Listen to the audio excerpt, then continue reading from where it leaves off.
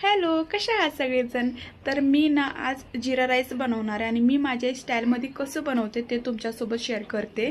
पहिले तर इथं मी घरचं तूप घेतले, त्याच्यानंतर ना त्याच्यामध्ये थोडेसे खडे मसाले टाकायचे. त्यानंतर जिरा तर ऑब्व्हियसली खूप जास्त इम्पॉर्टंट आहे. ते टाकल्यानंतर ना राईस टाकायचं आणि छान असं परतून घ्यायचं 2 मिनिटं.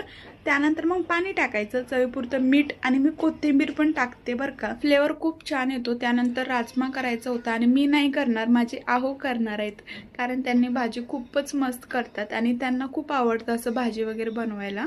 तर त्यांनी इथं करत होते आणि बघूच इथं मध्ये मध्ये चालू होतं की कधी होतंय कधी नाही, कारण त्याला पण राजमा खूप आवडतं. त्यानंतर आमच्याकडे ना भरपूर पाऊस चालू आहे.